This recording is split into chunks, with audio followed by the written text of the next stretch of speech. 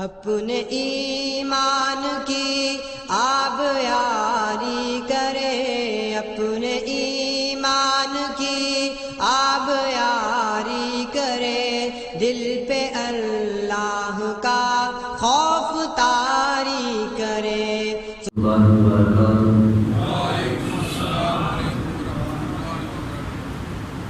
یا رب الحمد کما ينبغي لجلال وجهك وعظيم سلطانك، واشهد ان لا اله الا الله واشهد ان محمدا عبده ورسوله صلى الله عليه وسلم. اما بعد، اعوذ بالله السميع العليم من الشيطان الرجيم من همزه ونفخه ونفثه. بسم الله الرحمن الرحیم.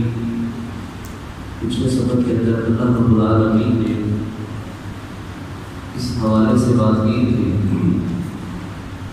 کہ یہود و نصارہ یہ کہا کرتے تھے کہ رسالت کا جو معاملہ ہے وہ بنی اسرائیل کے اندر ہی رہنا چاہیے تھا، بنی اسرائیل کے اندر سے بھی نبی آنا چاہیے تھا۔ اللہ رب العالمین اس بات کا جواب دیتے ہوئے فرماتے ہیں میں مالک الملک ہوں، جس کو چاہوں عزت دوں، جس کو چاہوں ذلیل کر دوں، جس سے چاہوں بادشاہ چھین لوں، جس کو چاہوں بادشاہ عطا کر دوں، پیا بھی کر خیر میرے ہاتھ میں خیر ہے۔ میں جس کو مرضی چاہوں نبی بنا دوں، جس کو مرضی چاہوں نبی نہ بناؤں۔ تم کون ہوتے مجھ سے پوچھنے والے؟ اللہ نے اپنی قدرت کا تذکرہ کرتے ہوئے کہتا ہے میں وہی ذات ہوں جو رات کو دن میں اور دن کو رات میں بدلتا ہے، جو زندوں سے مردہ اور مردوں سے زندہ کو پیدا کرتا ہے، اور وہ بغیر حساب کی رزق عطا فرماتا ہے۔ اور فرمایا محمد اپنے کافروں کو اپنا دوست نہیں بنانا، جو کافروں کو اپنا دوست بنائے گا وہ اللہ کے ساتھ اس کا کوئی تعلق نہیں ہوگا۔ اور تم چاہے ظاہر کرو چاہے پوشیدہ کرو، اللہ تو سینوں کی باتوں کو جاننے والا ہے، لہذا چھپ چھپا کے بھی تمہیں کافروں سے دوستی نہیں کرنی چاہیے۔ اور آخری بات یہ پڑھی تھی کہ اس دن جس دن قیامت کا دن ہوگا، جس دن کے اندر کوئی شک نہیں قائم ہونے کے اندر، اس دن انسان اپنے اچھے اعمال کو بھی سامنے دیکھے گا اور برے اعمال کو بھی دیکھے گا، اور جس نے برے کیے ہوں گے وہ کہے گا ہائے کاش میرے اور میرے گناہوں کے درمیان ایک بہت دور کا فاصلہ ہو جائے، جتنا مشرق اور مغرب کے درمیان فاصلہ ہے میرے اور میرے گناہوں کے درمیان اتنا فاصلہ ہو جائے۔ واللہ اور اللہ رؤوف بالعباد، بہت ہی شفقت کرنے والا ہے بالعباد، اپنے بندوں کے ساتھ۔ آج کا جو سبق ہے وہ صفحہ نمبر 39 ہے اور آیت نمبر 31 ہے۔ آج کے سبق کے اندر بھی اللہ رب العالمین یہود و نصارہ کے ساتھ ایک بات کریں گے۔ یہود و نصارہ یہ کہا کرتے تھے کہ ہم اللہ سے محبت کرتے ہیں اور اللہ ہم سے محبت کرتا ہے، کیونکہ معاذ اللہ استغفر اللہ عزیر علیہ السلام اللہ کے بیٹے، عیسیٰ علیہ السلام معاذ اللہ اللہ کے بیٹے، ہم اللہ کے مقرب ہیں، اللہ کے بیٹوں کے نبی جو نبی ہے وہ اللہ کا بیٹا ہے، تو ہم بھی اس نبی کی امت ہے، تو ہم اللہ کی قرب کو حاصل کرنے والے ہیں، اللہ کے بہت قریب ہیں، اللہ ہم سے محبت کرتا ہے، ہم اللہ کی محبت کے حقدار ہیں۔ اس حوالے سے بھی بات ہوگی اور مریم علیہ السلام کی والدہ کے متعلق بھی بات ہوگی، مزید بات سبق کے اندر ہوگی۔ فرمایا اللہ رب العالمین نے ایک معیار بیان کر دیا اللہ نے، جو اس معیار کے اوپر اترے گا اسی کے ساتھ اللہ محبت کرتا ہے، اور جو اس کے معیار کے مطابق نہیں اترے گا اللہ رب العالمین اس انسان سے محبت نہیں کرتا۔ فرمایا تم یہ جو کہتے ہو کہ اللہ ہم سے محبت کرتا ہے اور ہم اللہ سے محبت کرتے ہیں اور اللہ ہم سے محبت کرتا ہے، یہ تم اس بات کے اندر جھوٹے ہو، بے بنیاد تم اس طرح کی باتیں کر رہے ہو۔ فرمایا کہہ دیجئے، قل کہہ دیجئے ان کنتم اگر ہو تم تحبون اللہ، اللہ سے محبت کرنے والے، تو تمہیں کیا کرنا پڑے گا؟ فاتبعونی، تو پھر تمہیں ماننا پڑے گا کہ محمد صلی اللہ علیہ وسلم اللہ کے آخری نبی اور اس کے رسول ہیں۔ پھر تمہیں اللہ اور اس کے رسول کے خلاف نہیں چلنا پڑے گا۔ محمد رسول اللہ صلی اللہ علیہ وسلم کی رسالت کا اقرار کرتے ہوئے آپ صلی اللہ علیہ وسلم کی ہر بات کو ماننا پڑے گا۔ فاتبعونی، تمہیں نبی علیہ السلام کی پیروی کرنی پڑے گی۔ یحببکم اللہ، پھر اللہ تم سے محبت کرے گا۔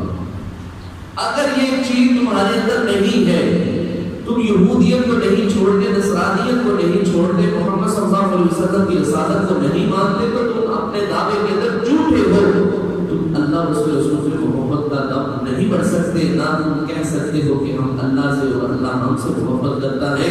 نبی علیہ السلام نے فرمایا اللہ کی محبت کرنے کا انداز ایک مختلف ہے۔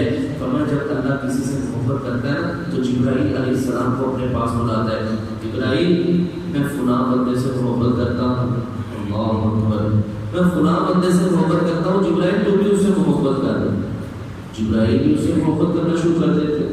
جبرائیل علیہ السلام پھر اپنے فرشتوں کی ٹیم کے اندر آ کر کہتے ہیں اور فرشتوں کی بات سنو، اللہ رب العالمین فلاں بندے سے محبت کرتا ہے، لہٰذا تم بھی اس بندے سے محبت کرو۔ آسمان پہ اللہ اس کے فرشتے اس بندے سے محبت کرتے ہیں جس سے اللہ محبت کرتا ہے، اور یہاں تلک کے یہ محبت اللہ رب العالمین لوگوں کے دلوں کے اندر پیدا کر دیتا ہے کہ لوگ ایک دوسرے کو جانتے بھی نہیں ہوتے لیکن وہ اس انسان سے محبت کرنے والے ہوتے ہیں۔ آپ دیکھیں جی ابو ہریرہ کو کسی نے دیکھے؟ حضرت انس بن مالک رضی اللہ عنہ کو کسی نے دیکھے؟ کسی صحابی کو کسی نے دیکھے؟ لیکن ہم ان کے نام کے اوپر اپنی جانیں نچھاور کرنے کے لیے تیار ہیں، اپنی جانیں قربان کرنے کے لیے تیار ہیں، اور بکر صدیق رضی اللہ تعالیٰ عنہ کی خاطر ہم اپنا خون بہانے کے لیے تیار ہیں۔ یہ ہے کہ جن سے اللہ محبت کرتا ہے، اللہ ان کی محبت کو لوگوں کے دلوں کے اندر پیدا کر دیتا ہے، لوگ دیکھیں یا نہ دیکھیں، اللہ ان کی محبت کو ان کے دلوں کے اندر پیدا کرتے ہوئے وہ لوگ بھی ان لوگوں سے محبت کرنا شروع کر دیتے ہیں۔ تو فرمایا اگر تم اپنے دعوے میں سچا ہونا چاہتے ہو تو چھوٹی سی بات ہے، فتبعونی، محمد صلی اللہ علیہ وسلم کا کلمہ پڑھ کے دار اسلام کے اندر داخل ہو جاؤ، اللہ تم سے محبت کر لے گا۔ ہاں جب اللہ محبت کرے گا تو اس کے کچھ انعامات بھی ہیں۔ فرمایا پہلا انعام کیا ہے جو سب سے بڑا انعام ہے؟ فرمایا یحببکم اللہ، پہلا انعام یہ ہے کہ اللہ رب العالمین بھی تم سے محبت کرے گا۔ اللہ اکبر، جس کو میرے اللہ کی محبت میسر آ گئی، کائنات کے سارے لوگ اس کے دشمن بن جائیں لیکن اسے کوئی نقصان پہنچا نہیں سکتے انشاءاللہ، اللہ کی توفیق سے۔ ابراہیم علیہ السلام نے اللہ سے محبت کی تھی، پھر اللہ نے بھی محبت کی تھی، ساری قوم ابراہیم علیہ السلام کو مارنے کے اوپر تھی، جلانے کے اوپر تھی، وقت کا نمرود بادشاہ بھی حضرت ابراہیم علیہ السلام کو مارنے کی سازش کر رہا تھا، لیکن آسمان پہ بیٹھا ہوا رب تدبیریں کر رہا تھا۔ ابراہیم علیہ السلام اللہ کے خلیل ہیں، اللہ سے محبت کرنے والے، اللہ ان سے محبت کرنے والا ہے۔ دیکھیے رب نے ان ظالموں سے ابراہیم علیہ السلام سے کو کس طرح چھٹکارا عطا فرمایا۔ تو یہی بات ہے، جب اللہ محبت کرتا ہے تو پھر اللہ کے بندوں کو کسی کی کوئی پرواہ نہیں ہوتی۔ فرمایا یحببکم اللہ، اللہ تم سے بھی محبت کرے گا۔ دوسری بات وَيَغْفِرْ لَهُمْ، دوسرا انعام کیا ہوگا؟ وَيَغْفِرْ لَهُمْ ذُنُوبَهُمْ، اللہ رب العالمین تمہارے صغیرہ گناہوں کو معاف فرما دے گا۔ اللہ، جو تم سے پہلے گناہ ہو گئے نا، جب تم دار اسلام کے اندر داخل ہو گے نا تو اللہ رب العالمین تمہارے پچھلے گناہوں کو معاف فرما دے گا، ختم کر دے گا۔ اس محبت کی بنیاد کے اوپر نبی علیہ الصلوۃ والسلام کے پاس حضرت عمرو بن عاص رضی اللہ تعالیٰ تشریف آتے ہیں، ہاتھ آگے بڑھاتے ہیں، محمد صلی اللہ علیہ وسلم کلمہ پڑھائے، اسلام کو قبول کرنا ہے۔ نبی اسلام نے بھی ہاتھ آگے بڑھایا، انہوں نے بھی اپنا ہاتھ آگے بڑھایا، پھر انہوں نے پیچھے ہاتھ لگے۔ نبی اسلام فرمانے لگے خیریت ہے، گھبرا گئے، وہ اسلام کو قبول نہیں کرنا؟ کہنے لگے شرط لگانا چاہتا ہوں۔ میں نے کہا شرط کیا ہے؟ کہنے لگے جو میں نے سابقہ گناہ کیے ہوئے ہیں، اسلام کو قبول کرنے سے پہلے شرک کیا ہے، قتل و غارت کی ہے، لوٹ مار کی ہے، مال کو لوٹا ہے، دوسرے ظلم زیادتی والے کام ان کا کیا بنے گا؟ فرمایا اللہ کے بندے، تین کام ایسے ہیں جن کے کرنے کی وجہ سے اللہ پچھلے جتنے گناہ ہوتے ہیں سب کو معاف فرما دے گا۔ جو بندہ حج مبرورہ کرتا ہے اللہ ہم سب کو حج کرنے کی توفیق عطا فرمائے۔ حج مبرورہ کرتا ہے اللہ رب العالمین اس کے پچھلے سارے گناہوں کو معاف فرما دے گا اور اس کی جزا جنت ہے۔ اور فرمایا وہ بندہ اس طرح ہو جاتا ہے جس طرح آج اس کی ماں نے اس کو جنم دیا ہے۔ دوسرا فرمایا جو ہجرت کرتا ہے اللہ کی رضا کے لیے، اپنا گھر بار چھوڑ کے ایک علاقے سے دوسرے علاقے میں جاتا ہے، جس طرح صحابہ کرام رضوان اللہ علیہم مکہ سے مدینہ ہجرت کیے تھے، صرف اللہ کی رضا کے لیے، اس سے بھی اللہ پچھلے سارے گناہوں کو معاف فرما دیتا ہے۔ نمبر 3، جو اللہ کی خوشنودی کے لیے اسلام کے اندر داخل ہوتا ہے، دین اسلام کو قبول کرتا ہے، اللہ اس سے بھی پچھلے سارے گناہ معاف فرما دیتے ہیں۔ نبی اسلام کی طرف ہاتھ بڑھا کہتے ہیں اب میں اسلام کو قبول کرنا چاہتا ہوں۔ اللہ یہاں بھی یہی بات کہتا ہے، اللہ اس کام کی وجہ سے تمہارے پچھلے سارے گناہوں کو معاف فرما دے گا، کیونکہ میرے رب کی صفت کیا ہے؟ واللہ، اللہ غفور، بخشنے والا، رحیم، نہایت رحم کرنے والا، اس سے بڑھ کے کوئی رحم نہیں کر سکتا۔ مزید اس بات کو آگے بڑھاتے ہوئے اللہ فرماتے ہیں کل، نبی صلی اللہ علیہ وسلم ان لوگوں کو کہہ دیجئے اسلام قبول کرنے کے بعد جان بھی چھوٹ جائے گی کہ تم نے اسلام قبول کر لیا، لا الہ الا اللہ محمد رسول اللہ صلی اللہ علیہ وسلم کا اقرار کر لیا اور اپنی مرضی کرو، اپنی منمانی کرو، جس طرح کسی کا طریقہ، جس طرح کس کا دل چاہے وہ کام کرتا ہے۔ فرمایا نہیں، پابندی ہے اس انسان کے اوپر۔ کون سی پابندی ہے؟ فرمایا کل، کہہ دیجئے اطیعوا اللہ، تمہیں اس کے بعد ماننی پڑے گی بات اللہ کی اور رسولہ اور رسول صلی اللہ علیہ وسلم کی۔ اطاعت ہوگی تو کام چلے گا، اطاعت نہیں تو انسان کے لیے کوئی عمل انسان کے لیے خسارے اور نقصان کا سبب بن جائے گا۔ صحیح بخاری کے اندر حدیث ہے، نبی اسلام نے فرمایا کل امتی یدخلون الجنۃ الا من ابا، انسان کی ساری امت جنت میں چلی جائے گی الا من ابا، لیکن جس نے جنت میں جانے سے انکار کیا۔ صحابہ کہنے لگے کہ من ابا، اللہ کے وسلم انکار کیوں کرے گا جنت میں جانے سے؟ اتنی رحمتوں والی نعمتوں والی جنت ہوگی، اس کے اندر جانے سے کون انکار کرے گا؟ فرمایا میرے صحابہ ہوں گے لوگ، لیکن یہ بات یاد رکھو وہ لوگ کون سے ہیں جو جنت میں جانے سے انکار کریں گے؟ فمن اطاعنی دخل الجنہ ومن عصانی فقد ابا، جس نے میری اطاعت کی، میری سنت کو اپنایا، اس نے تو اپنا داخلہ جنت میں کروا لیا، اور جس نے میری نافرمانی کی اس نے اپنے آپ کو جنت میں جانے سے روک دیا۔ میرے بھائیوں، کوئی بھی چھوٹے سے چھوٹا عمل، بڑے سے بڑا عمل، جب تک سنت کے مطابق نہیں ہوگا اللہ اس عمل کو قبول نہیں کرے گا۔ ایک چھوٹی سی بات سمجھ لیجیے، یہ دیکھیں نا، ہم عید الاضحیٰ کے موقع پر قربانی کرتے ہیں۔ قربانی کب کرتے ہیں؟ نماز پڑھنے کے بعد۔ چھری چلانی ہے، پہلے بھی تو چلا سکتے ہیں، لیکن ہم پہلے چھری نہیں چلاتے، جانور کو ذبح نہیں کرتے۔ کیوں؟ کیونکہ نبی صلی اللہ علیہ وسلم کی سنت یہ ہے کہ عید الاضحیٰ کی نماز پڑھنے کے بعد ہی جانور کے گلے پہ چھری چلانی۔ تو بھائی پہلے بھی تو کر سکتے ہیں۔ آپ بھائیوں کا جواب یہ ہوگا پہلے کریں گے تو سنت کے مطابق ہمیں ثواب نہیں ملے گا قربانی کا۔ تو میرے بھائیوں، جتنے بھی ایسے معاملات ہیں، ہم دوسرے معاملات کے اندر تو کہہ دیتے ہیں کہ یہ نبی علیہ السلام نے اس طرح کیا ہے، اس سے ہٹ کے کریں گے تو معاملہ خراب ہوگا، تو دوسرے معاملات کے اندر کیوں نہیں کہتے؟ مغرب کی 3 رکھتے ہیں، 4 رکھتے کیوں نہیں پڑھتے؟ فجر کی 2 رکھتے ہیں، 4 کیوں نہیں پڑھتے؟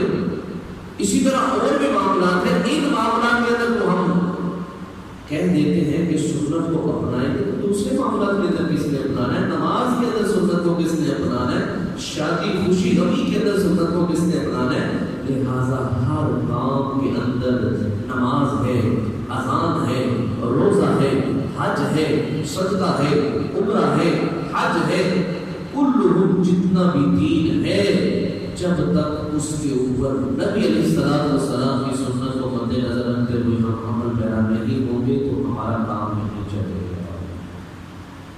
آئیے اللہ سے دعا کیجیے، اللہ رب العالمین ہم سب کو ہر کام سنت کے مطابق کرنے کی توفیق عطا فرمائے۔ فرمایا کل اطیعوا اللہ، کہہ دیجیے اللہ کی اطاعت کیجیے اور رسول صلی اللہ علیہ وسلم کی اطاعت کیجیے۔ فإن تولوا، بس اگر وہ منہ پھیر لے، فإن اللہ، بس بے شک اللہ، لا يحب الکافرین، اللہ کفر کرنے والوں سے محبت نہیں کرتا، انکار کرنے والوں سے محبت نہیں کرتا۔ کسی کو کہا جائے کہ بھائی یہ سنت ہے، اس کو اپنا وہ آگے سے انکار کر دیتا ہے، اللہ انکار کرنے والے سے محبت نہیں کرتا۔ سنت کو اپنائیے، اپنی دعاؤں کے اندر اس دعا کو بھی شامل کیجیے، اللہ جو بھی عمل کرو، نیک کرو، صالح عمل کرو، اللہ اپنے نبی کے طریقے کے مطابق کرنے کی توفیق عطا فرمائے۔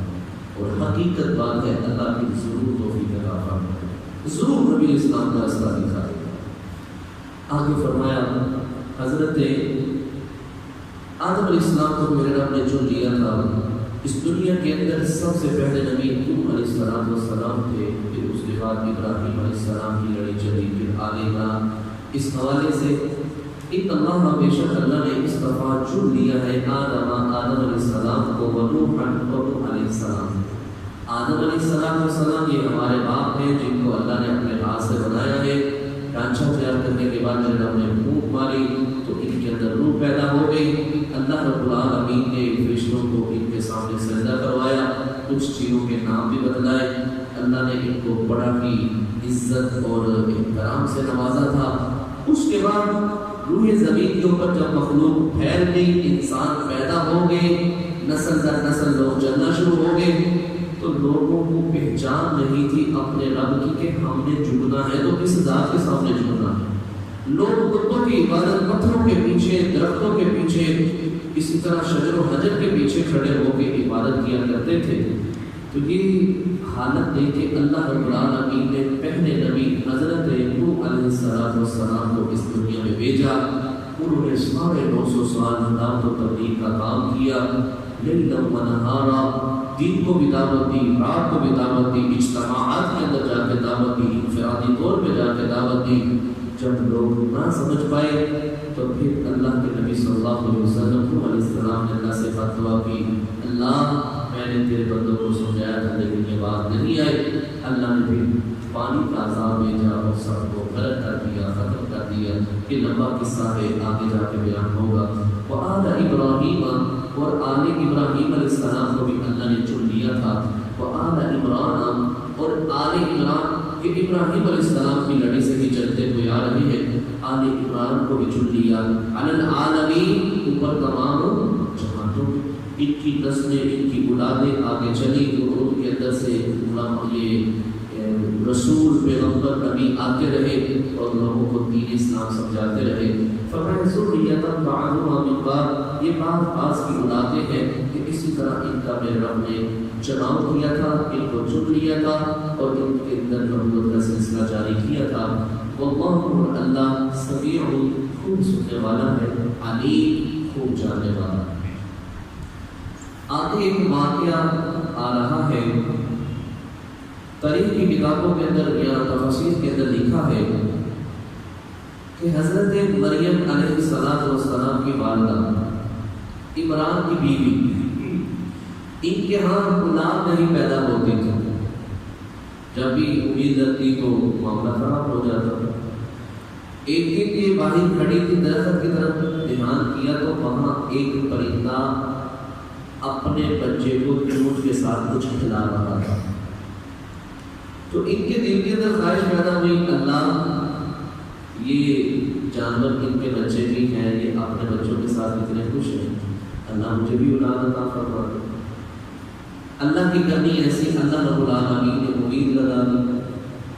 جب امید لگائی تو اس وقت انہوں نے نظر مانی کہ اللہ تو نے میری دعا کو قبول کیا ہے، جو تو بیٹا دے گا، اولاد دے گا، میں اس کو تیرے دین کے لیے وقف کر دوں، مسجد اقصیٰ کے لیے وقف کر دوں۔ اللہ رب العالمین اس بات کو نقل کر رہے ہیں، کیا ہوا؟ اللہ خود فرماتا ہے، ان قالت، جب کہا، امرأۃ، بیوی عمران کی بیوی نے کہا، ربی، اے میرے رب، انی نذرت لک، بے شک میں نظر مانتی ہوں، لکا، تیرے لیے۔ لفظ پر غور کیجیے، لکا، تیرے لیے، اپنے خامد عمران کے لیے نہیں، اپنے ماں باپ کے لیے نہیں، یہ بت، یہ شجر، یہ حجر، یہ سورج، یہ چاند، ان کے لیے نہیں۔ آج نظر مانگتے ہیں، اللہ میرا یہ فلاں کام ہو گیا تو میں لاہور کے اندر جا کے دیکھ لوں گا، میں فلاں جگہ جا کے اتنا دودھ دوں گا، میں فلاں جگہ جا کے اتنا کچھ کروں گا۔ یہ سارا شرک ہے، شرک ہے، شرک ہے۔ نظر ماننی ہے، جائز ہے، نظر ماننی چاہیے، نظر ماننی ہے تو صرف اللہ کے لیے ماننی ہے۔ اللہ تو میرا یہ کام کر دے، میں اس کے بعد 2 روزے رکھوں گا، اللہ یہ کام میرا مکمل ہو جائے، میں تیرے رستے میں صدقہ خیرات کروں گا، اللہ میرا یہ کام ہو جائے میں فلاں کام کروں گا، کر سکتا ہے، اس کے اندر کوئی حرج والی بات نہیں۔ فرمایا انی نظرت لک، عمران کی بیوی کہنے لگی اللہ نے تیرے لیے نظر مانگ رہی ہوں، ما فی بطنی، جو میرے پیٹ میں ہے نا، محررا، آزاد کیا ہوا، کہ یہ آزاد پیدا ہونا ہے، کوئی غلام تھوڑا ہے، آزاد بچہ پیدا ہوگا جس طرح میں چاہوں گی اس طرح ہو جائے گا، میں اس کو تیرے دین کے لیے وقف کرنا چاہتا ہوں۔ اور اس دور کے اندر لڑکوں کو ہی دین کے لیے وقف کیا جاتا تھا۔ فتقبل منی، اللہ اس سے میری اس بات کو قبول فرما دے، میری نظر کو پورا کر دے۔ انک، بے شک انت تو، السمیع العلیم، خوب سننے والا، خوب جاننے والا ہے۔ فلما، پس جب وضعتھا، اس نے جنا یا جنم دیا جو اس کے پیٹ کے اندر تھا، قالت، کہنے لگی مریم کی ماں، عمران کی بیوی، ربی، اے میرے رب، انی، بے شک، وضعتھا انثی، میں نے تو ایک لڑکی کو جنم دے دی ہے۔ اللہ میں تو سمجھتی تھی کہ میرے پیٹ کے اندر بچہ ہے، لڑکا ہے، مذکر ہے، اللہ یہ تو مؤنث ہے، اب کیا بنے گا؟ واللہ، اور اللہ، اعلم، تو خوب جانتا ہے، بما، ماذا، جو میں نے جنم دیا ہے۔ اللہ تجھ سے کوئی بات مخفی تو ہے نہیں، تیرے سامنے ہے، تو نے پیدا کی ہے، تو نے یہ بچہ دیا ہے، بچی دی ہے، اللہ تجھ سے کوئی بات مخفی تو نہیں۔ میں نے ٹھیک ہے نظر مانی تھی، لیکن اللہ یہ بات یاد، یہ بھی بات ہے، وَلَيْسَ الذَّكَرُ كَالْأُنثَىٰ، اور لڑکی لڑکے کی طرح نہیں ہوتی، جس طرح لڑکا قوی ہوتا ہے، مضبوط ہوتا ہے، لڑکا دین کی خدمت کرنے والا ہوتا ہے، لڑکا نمازیں پڑھائے، دین کا کام کرے، اللہ اس طرح یہ لڑکی کام نہیں کر سکتی، اللہ تو خوب جانتا ہے۔ اب مریم علیہ السلام کی والدہ پریشان ہوگی، میں کروں تو کروں کیا؟ بہرحال انہوں نے کہا کہ اللہ میں نے تو اس کو بھی وقف دین کے لیے کرنا، لیکن اگر لڑکا ہوتا تو میں نے جس طرح بات کی تھی، نظر مانی تھی، میں اس طرح کروں۔ بہرحال ایک لمبی بات ہے، پھر کیا ہوا؟ اور کہنے لگی سمیتھا، میں نے اس لڑکی کا نام رکھا ہے مریم، مریم علیہ السلام۔ یہ بات یاد رکھیے، بچہ جب پیدا ہو جائے، لڑکا یا لڑکی، اسی وقت فی الفور بھی ہم اس بچے کا نام رکھ سکتے ہیں۔ مریم علیہ السلام نے اسی وقت ہی یہ مریم اسلام کی والدہ نے اپنی بیٹی کا نام فوراً ہی مریم رکھ دیا تھا، ابھی پیدا ہی ہوئی تھی۔ اور نبی علیہ السلام کیا فرماتے ہیں؟ اللہ نے مجھے پچھلی رات، یہ جو گزشتہ رات گزری ہے، اس رات اللہ نے مجھے بیٹا عطا فرمایا اور میں نے اس کا نام اپنے باپ کے نام ابراہیم کے نام کے اوپر رکھ دیا۔ اسی وقت نام رکھنا ہو تو رکھ سکتا ہے، اس کے اندر کوئی حرج والی بات نہیں۔ 60ویں دن لاسٹ دن ہے، پہلے دن رکھ لے، دوسرے دن، تیسرے دن، چوتھے دن، 5ویں دن، 6ویں دن، 7واں دن آخری دن ہے، اس کے اندر اس کو کام کرنا چاہیے۔ ہاں 7ویں دن جا کے کچھ کام کرنے ہیں، عقیقہ کریں، کیونکہ عقیقے کے ذریعے اس کا بچہ، یہ جان اس کی گروی ہے، اس کے ختنے کروائیں، اس کے سر کے بال اتروائیں، اس کے برابر سجدہ کرے، جتنا بال سر سے اترتے ہیں چاندی سجدہ کرے، اور اس کا نام رکھے۔ یہ 7ویں دن ہمیں یہ 5 کام کرنے چاہیے۔ تو اگر کوئی پہلے نام رکھ لیتا ہے تو اس میں سے کوئی حرج والی بات نہیں، جس طرح مریم علیہ السلام کی والدہ نے ان کا نام اسی وقت رکھ دیا تھا۔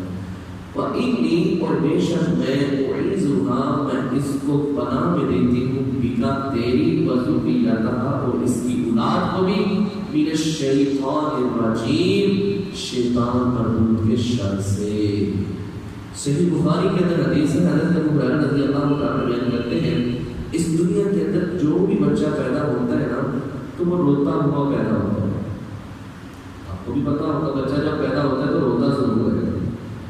تو نبی علیہ السلام نے فرمایا جب بچہ پیدا ہوتا ہے نا تو شیطان اس کو چھیڑتا ہے، بچہ رونا شروع کر دیتا ہے۔ فرمایا باقی 2 ایسے بچے اس دنیا کے اندر پیدا ہوئے ہیں، ایک مریم اور ایک عیسیٰ علیہ السلام، کیونکہ ان کی والدہ نے کہا تھا انی اعیذھا بک وذریتھا، اللہ اس مریم کو بھی میں تیری پناہ کے اندر دیتی ہوں، اور عیسیٰ جو اس کے بدن سے پیدا ہوگا بچہ، اللہ اس کو بھی تیری پناہ میں دیتی ہوں۔ یہ جب پیدا ہوئے تھے تو یہ روئے نہیں تھے، کیونکہ یہ شیطان کے شر سے رب کی حفاظت کے اندر چلے گئے تھے۔ تو ابو ہریرہ رضی اللہ عنہ کہتے ہیں اگر تمہیں کوئی شک ہے تو اس آیت کو پڑھ لو، انی اعیذھا بک وذریتھا من الشیطان الرجیم، میں اس کو شیطان مردود کے شر سے بچاتے ہوئے میں اسے اللہ کی حفاظت میں دیتی ہوں۔ تو یہ حضرت مریم علیہ السلام کا آگے واقعہ چلے گا، یہ ان کی والدہ کا اور باپ کا تذکرہ یہاں تک ہے۔ آگے مریم علیہ السلام کس طرح ان کی پرورش ہوئی، ان کے معاملات کیا تھے، کس نے ان کی پرورش کی تھی، کہاں یہ رہی تھی، کون رشتے کے اندر ان کے عزیز و اقربا میں سے کس نے ان کی کفالت کی تھی، یہ اللہ نے توفیق دی کیونکہ بات لمبی ہے، تو یہ انشاءاللہ کل کے درس میں پڑھیں گے۔ آج کے درس کے اندر صرف یہی بات ہے، اگر ہم چاہتے ہیں کہ اللہ اس کے رسول ہم سے محبت کرے تو پھر ہمیں نبی صلی اللہ علیہ وسلم کی اطاعت کرنی چاہیے۔ جب اطاعت ہوگی تو انشاءاللہ اللہ اس کے رسول ہم سے محبت کرے گا، اور جس سے اللہ اس کے رسول کی محبت ہوگی انشاءاللہ اس کی دنیا بھی بہتر ہو جائے گی، انشاءاللہ آخرت بھی بہتر ہو جائے گی۔ اللہ سے دعا ہے رب العالمین ہم سب کو اللہ اس کے رسول کی اطاعت کرنے کی توفیق عطا فرمائے، آمین۔ سبحانک اللہم